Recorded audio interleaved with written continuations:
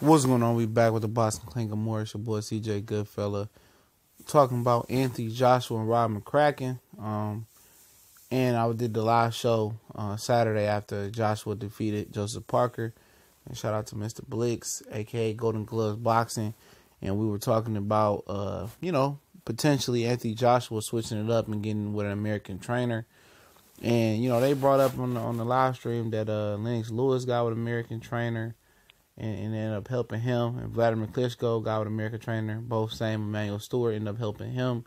And, maybe some people are thinking that Rob McCracken has taken Anthony Joshua as far as he can. And maybe it's time for him to learn the tricks of the trade over there in the USA. Especially on the inside and stuff of that nature. And a lot of people just think that Joshua is a skilled heavyweight, but he's not. I've been saying that. It's nothing skillful about him. He got a good jab, so that's something good to work on and to work with. I mean, his left hook, it needs some help, but it's solid. On his right hand, he just loads up, winds up, and telegraphs it. And on the inside, he is non-existent. Going backwards, no head movement, go backwards, chin straight up. Somebody like Wilder would take advantage of those flaws.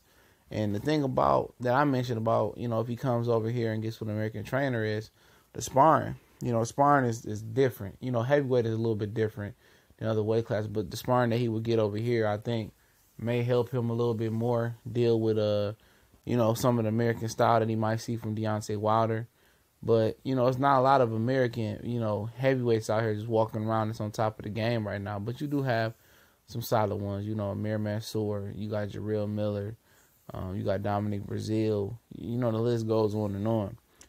But he does need to, get better. I'm not saying that's ready to push, DEFCON 9 button and say that he needs to, get rid of Rob McCracken. I respect Rob McCracken and what he did with Froch and the whole 9. But this is the second fight where he didn't improve. A lot of people are blind and just stupid. Believe your eyes. This guy, he has a lot to work with, a lot of physical gifts to work with. And he should be getting better and better. He shouldn't be plateauing off at 21 fights, but you do plateau sometimes. So they need to figure out a way to bust through that plateau and, get him improving again. That was part of my premise on why I believe he beat Wilder. I thought he was going to continue to get better and better, but the Klitschko fight might have been his pinnacle. It might have been it. And since then, he ain't really did shit. It's a lot of things he needs to work on as a fighter. To really be the complete fighter they believe he is now. I'm trying to tell you guys, if he goes against Wilder as constructed, he going to get stopped.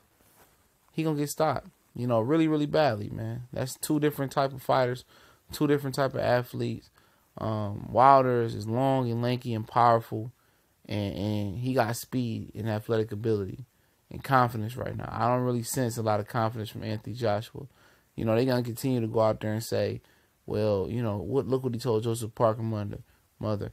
Oh, look, he's talking about unity. Oh, he makes this much money. At the end of the day, when you go into that ring, none of that shit matter. A side, B side, C side, 1, 2, 3, knick knack, patty whack, give a dog a bone. None of that matter.